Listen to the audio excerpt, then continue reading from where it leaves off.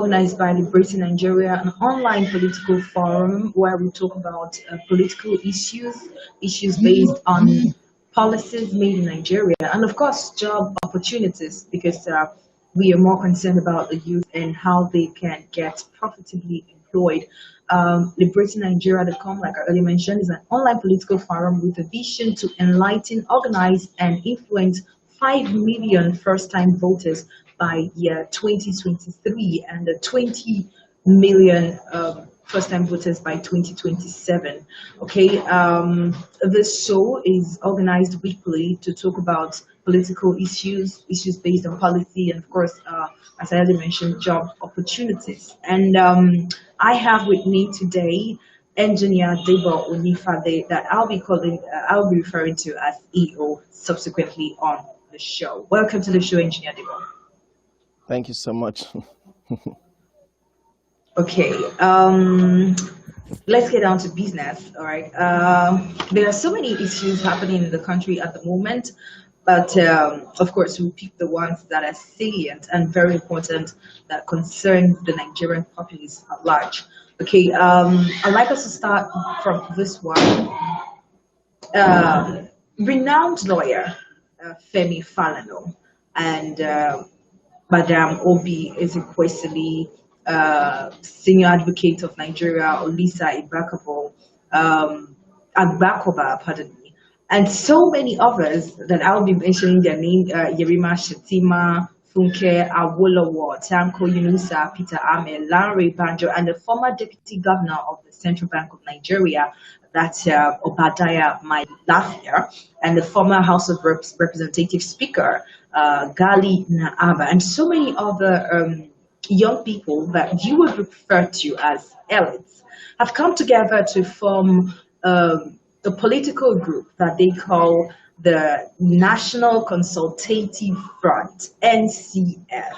And so they say the main purpose of this group is to embark on immediate mass mobilization of the nooks and crannies of the country for popular mass action towards political constitution reforms that is citizens-driven and process-led in engendering a new people's constitution for a new Nigeria that can work for all. Now, I remember vividly in your book, Liberating Nigeria, A Guide to Winning Elections and Reviving Our Country, that you made an assertion that it's high time we had a group like this.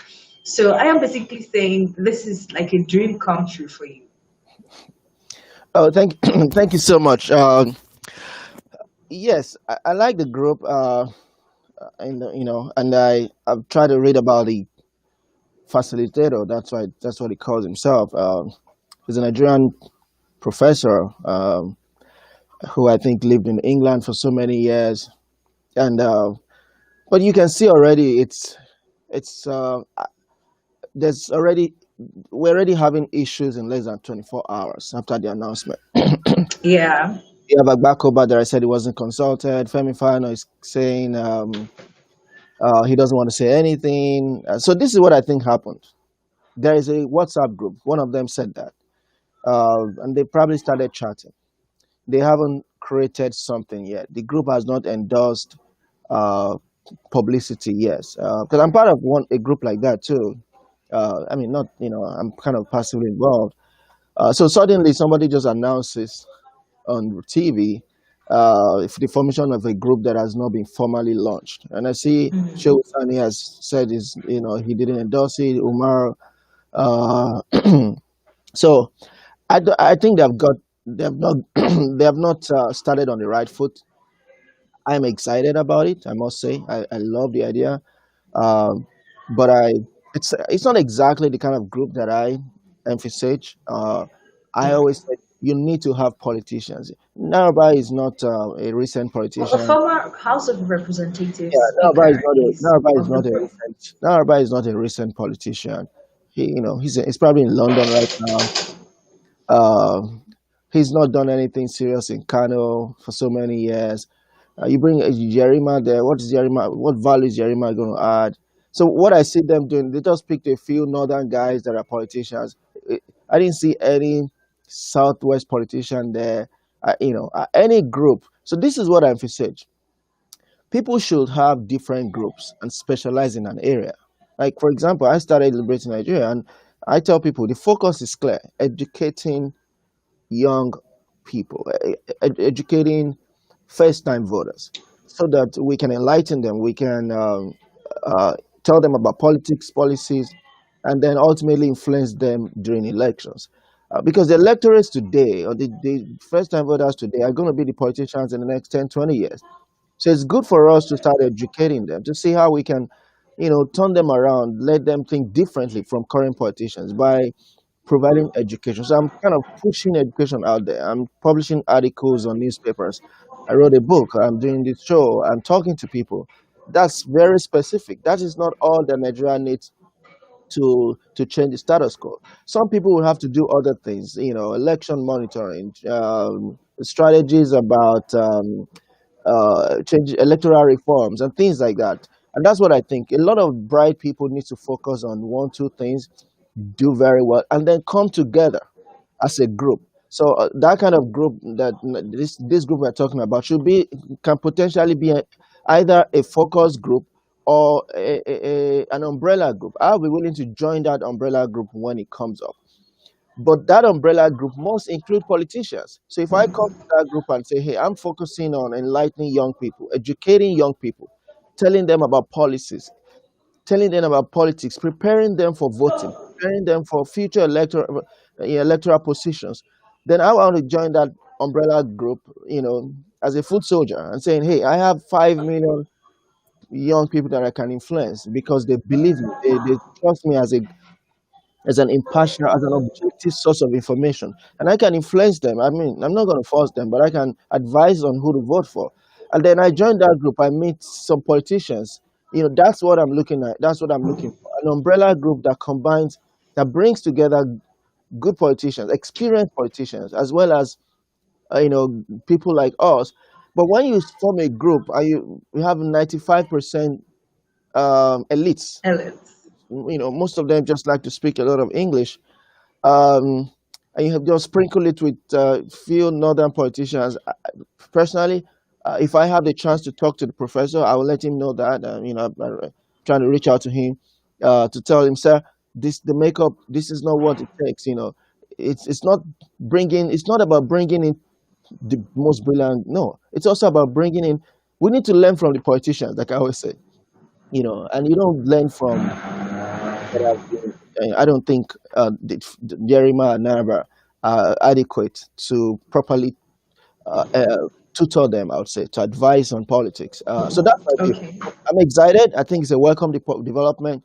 It's not nice that he published without people's consent. I think hopefully that will be corrected. But we need to know: are they a focus group or are they the umbrella group I'm looking out for? Right now, it doesn't seem to me like it's an umbrella group. But hopefully, in the next 1 year, there'll be such groups coming together to form a coalition that can start becoming competitive in politics. Okay, the question then is because from all you've said, I gather that we are yet to get it right as young people, as elites, and of course new politicians. Towards the 2019 elections, uh, likes of Fela Durotoye, Omoyele Sowore, Kingsley Moghalu, they formed what we call a third force. That we thought these people are coming together to push out the old people and then take over. But within months, the force split out. And now we are having another one that we hope that will turn out well eventually. But at the beginning of it, there are issues already that have to be dealt with. So at what point are we going to get it right exactly? What do we need to do? So the first thing is that we need to have a rallying person. We need to have a leader. I'm willing to submit myself to leadership. The young people in today's, they don't. So I don't even think Obi or Ezekwesili, she has her own group. You have Mogali is not in that group, but he has his own group. Femi Falana is someone I consider a leader. I mean, probably, like everybody knows, Femi Falana, Tunde Bakare, those are people that I consider leaders. My leaders, I would say. That I don't doesn't mean I agree with them all the time, but they are people that I hold in the highest, high esteem. And um, the point is that we need to have a leader that's a rallying factor. That was what Buhari has been in the last 10 years. Now, I give you an example. I don't know if let me give Audi Ogbe as an example. If you form such group and you go to Audi Ogbe and say, "Sir, can you be the leader of our group and we will submit your leadership, but we want you to be fair." Audi Ogbe, among the traditional politicians, is one guy that knows a lot. He's a North Central Christian politician, but highly respected all across the country. I put him in my book. The Muslims, the Christians, North, South is so you need somebody like that, or maybe if Tony Bakare was not interested in politics. He is now. He wants to be president. But if he were not, he would probably also be a good leader. You need a leader that is not ambitious, who just wants to provide leadership. But we also have to be ready to listen to that leader. That's the problem we have. So when they try to come together those times, who was the leader? Obi. Obi was not regarded. I mean, I don't see Professor Mogalu seeing Obi Ezekwesili as his leader. No. I don't think Omoyele saw Obi Ezekwesili as his leader. No. You understand? So she was important, she was respected, but they didn't see her as a leader. So she couldn't tell them, Omoyele, you have to, stay with this group, right? And you couldn't say yes, sir. No. So we need a rallying fact. We need to submit ourselves to leadership. That's why I said, ultimately, there must be an umbrella group, which I'm willing to be part of. But that umbrella group must allow independent people to other groups, to form, to focus on their own thing. Gani had that. Gani had something called joint. I think I can't remember. Maybe Joint Action Committee or so. Those times you had Gani Fawayimi as the overall leader. So you had these other groups, several other groups led by so many activists submitted to his leadership. And when there are issues, they will come together and Gani will be the leader. That's what I'm looking out for. When Save Nigeria Group organized events several years ago, people saw Tunde Bakari as a leader, and a lot of groups worked with him. That's what I'm looking out for. We need to identify a leader who will be head of that umbrella group, and who we will Okay. all be able to listen to. If he says this, we will trust his leadership, agree with him, but that leader must also allow people to focus on their own independent dreams, and then we come together to form a united front. Okay, let's talk about Festus Keyamo. This is a one-time activist who has now become a politician. He's the current state minister of labor, to the extent of having a face-off with the National Assembly, that's the lawmakers. Now, what do you have to say about activists becoming politicians? Because, well, if you talk about the people who are coming together to form this political body, that's the National Consultative Front. Majority of them, like you mentioned, are elites who we will consider as activists. So what do you have to say about activists who want to transform, okay, into politicians? So first of all, I'm impressed with Festus Keyamo. A lot of people are. I mean, even before now, a lot of people have complained about him, but I like him. He has chosen to transition to politics, which is not bad. It's something that I've continued to preach, you know, and he's fighting from within. Now, he does it mean he hasn't made any mistakes? No, he has made mistakes, but he's an example we should all learn from. You don't need to keep fighting from outside. Sometimes you get inside the kitchen to fight, and he's got in. People just like to fight and talk outside, and he has an opportunity to fight. And I listened to him after, and I understand his point. He has done a great job to form local committees. What is better than that? Local committees that include churches, mosques, Islamic organizations, I would say, Market women. market women, NURTW. That is fantastic. And some people saying, why should he put MC Oluomo, Tinubu's daughter? What are you talking about? These guys occupy important positions in the grassroots scheme. And the churches also, I've been talking about churches again and again, and it's almost as if it's been reading my script. I am so impressed that, Keyamo's group created, such strategy. And for them to have allowed the Senate House to have 10, 15%, that's also not bad. That's politics. Now, for the House now to want to direct his work, I think that's also unfair and wrong. Um, would I have shouted the way he did? Maybe not, but I could, I believe his decision was good. I mean, I don't know if his approach turned out, great, but I mean, there's no reason to shout it. You can remain firm and say, "Sir, I'm not going to talk." That's my, I'm not a combative guy, So, but I support him. I think we should learn from him. Sometimes you join the group, you join bad parties as a good person, yeah, you go there to fight as an activist. So he's a politician, but he's still playing his old role as a fighter. Now, he is in charge of the government's plan to provide 774,000 jobs to each of the 774 local government areas that we have in the country. Now, this is different from the National Economic Sustainability Plan being headed by the Vice President Yomi Oshibajo. Now, you would agree with me that this is a very great effort that we should laud of the government setting up, creates for our youth. Now, I listened to an interview Festus Keyamo.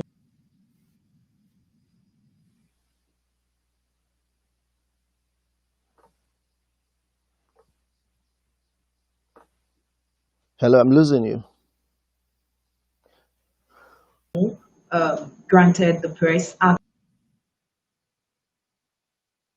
So I will. I'll try to bring you back. Okay, thank you. She's back up. Okay, you're back. Hey, go ahead.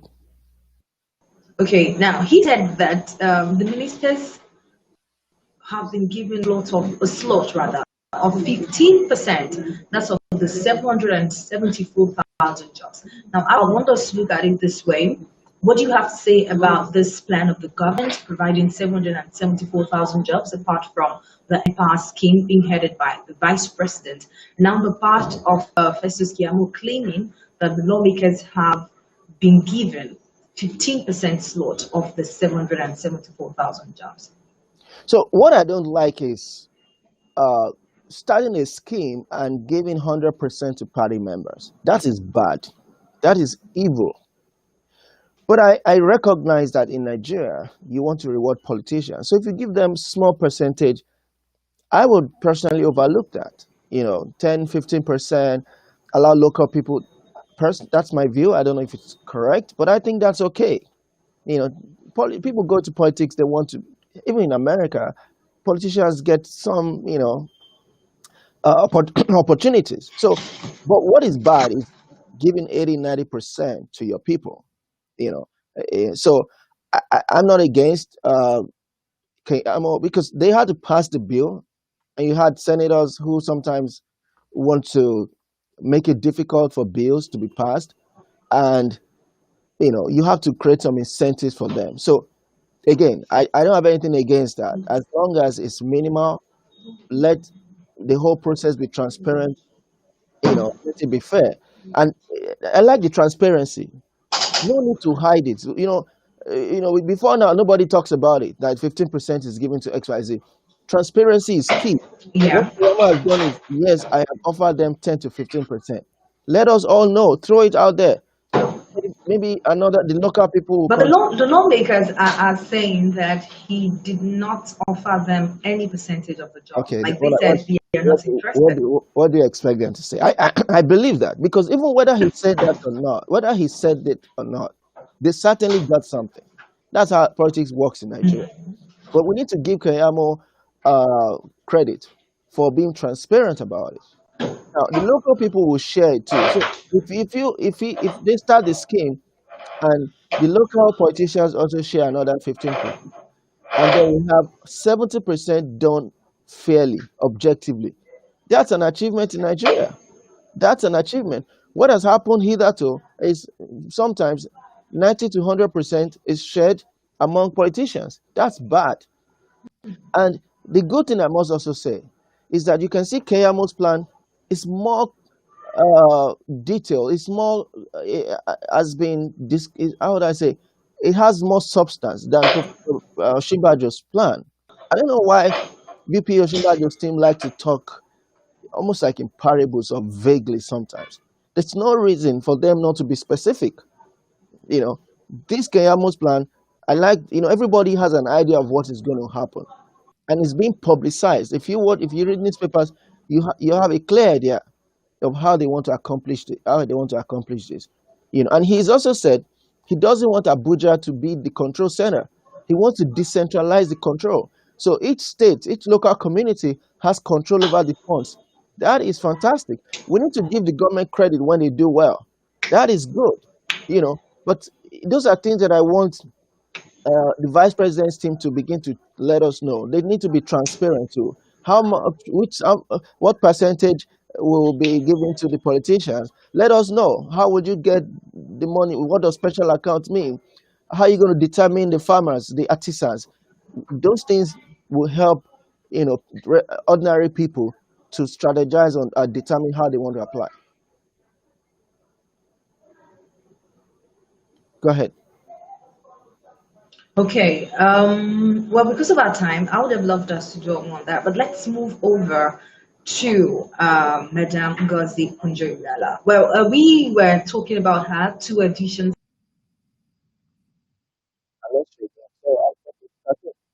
We're going to talk about endorsement by ECOWAS for the WTO position. So my view personally is that hold on, let me bring you back in. We're talking about her nomination for the World Trade Organization and the fact that most of the African countries do not support his Okay, so let me just go ahead while I wait for you. So for me personally, I don't. candidates of the West. Now, update on that one. The Economic Community of West African States, that's the ECOWAS, have just confirmed her nomination. They have supported her nomination for the DG of the World Trade Organization. What do you have to say about it? So I saw it and I saw I think one, I don't know if I got his name, Dr. Joe Abba, I think that's his name, a very renowned political economist, one of those elites, said that when that happened, I saw his tweet saying, now, is she still a Western candidate? And I laughed. For me, I don't support the way Nigeria is going about this. I don't like it, and I don't know if it's the problem is coming from Abuja or from Madame Ngozi Okonjo-Iweala. If she's from her, I think she's being too unnecessarily ambitious. If it's from Abuja, I think we are being unprofessional. Let me tell you what's going to happen. AU is going to come up with a candidate. And again, the reason why Femi Adesina became this is why we always lost out. For many years, Nigeria never became. We never won. We never got a Nigerian as a leader of the AFDB, despite the fact that we're the majority shareholder, because we never got coalition support. We were not good at getting African countries to support us. But this last time, before this first time, Femi Akinwumi, sorry, he got a lot of support. They went to Abuja, they went to South Africa, they went all around the continent, and they got very good support. Now, for a second time, before these recent issues, he was going to go on unopposed. That is how to win elections. But when Nigeria sends, nominates a guy, and then suddenly you pull the guy's name, at a time when AU are taking a position, and then because you have a big candidate, you're pushing that person as an ECOWAS candidate. I think that's unfair to the AU spirit. And I think what's going to happen is that there might eventually be an AU candidate that is different from Okonjo-Iweala. And we will lose, Africa will lose that election if they end up presenting two candidates, ECOWAS candidate and AU candidate. That's nonsense. That's nonsense. And then you end up losing the election to another person. And I'm aware this has happened before, where Kenya nominated a candidate against the African candidate, and Africa lost the election. It's common sense. You know, if AU has been talking for a long time about a position, they have their, candidate, they've been talking. Suddenly, because you have a superstar as Nigeria, you put that superstar in, and you're using your ECOWAS muscle to try to outwit AU. So you think ECOWAS will not be able to lobby support from the African Union? I don't think so. And if they do, that'll be unfair. So, I'm thinking that it was the Egyptian guy that the AU was hoping to nominate. That's what I'm suspecting. And because he's the one that is crying the most. Because it's like Nigeria is trying to outsmart them suddenly. And I think that's unfair. I'm a Nigerian, I'm a proud Nigerian. I've always been a proud Nigerian.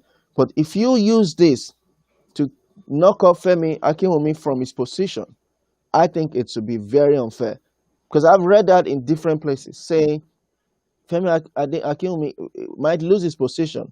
And this is a way for the West, for the Europeans especially, to compensate Nigeria. If that ends up being the case, I think that'll be very, very unfair. But so far, we've read of major African leaders, past leaders and present leaders, supporting Akinwumi for his second term bid. So why do you think so much that he's going to lose the position? I mean, I support him too, but they already set up a three-man committee to look into the last report, which is against the rules and regulation. So you can see the sign already that that guy is probably going out. That there's compromise already from AFDP to do exactly what the West wanted. So I was optimistic some weeks ago, but it seems to me now that he might go. And if that ends up being the case, I mean, it's a rumor right now, but if that ends up being the case, I think even Ngozi Okonjo-Iweala should be ashamed of herself. If she ends up being a European puppet to thwart, Femi Akinwumi's next candidature, and then she wants to now get that I don't support that. I don't support that. And Nigeria is even going about it in an unprofessional. Again, it's a rumor. I hope it remains a rumor. But how do you explain Nigeria fielding a candidate and suddenly you pull that candidate, you pull its candidature, you field the other candidate at a time that it's not late according to WTO, but it's late based on AU's plan. And because you're Nigeria, we're a big country. I mean, people do it all over the world, but I don't think I like it. I mean, America, people do that. But I don't like it. That because you're a big country, and you now want to use ECOWAS muscle to push a candidate. And we're just bragging. If we're that strong, why didn't we ever get a candidate to become AFDB president, AFDB CEO until Aki Adesina? Why do I keep mixing his name up? Sorry. Akimi Adesina, I apologize. Akimi. Now, why? The reason was we never got our politics right. We always messed up our politics. Same thing as CAF in sports. Nigeria has never made any serious attempt to become CAF president. Never. Because we don't get our African politics right. I know some people envy us, some countries beef Nigeria.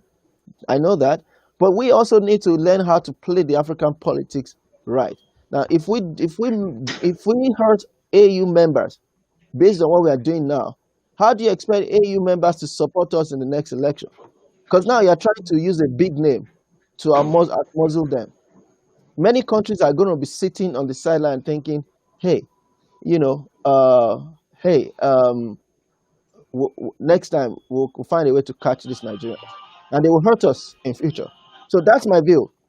I'm a proud Nigerian. I will always support every Nigerian candidate, but I don't like it when we're playing dirty politics. We're playing some politics, that I think might hurt us in future. Okay, that's all we'll be taking on today's edition of the show. Thank you so much for your time, Engineer Debo Ifade. Before we go, Okay.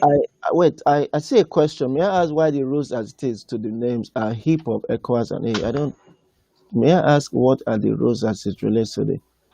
Okay, I don't think I understand this question. But anyway, I think I've answered that question. All I've said. Everybody can support whoever they want to support, AU, ECOWAS. People can make that choice. You can go in as a country's candidate.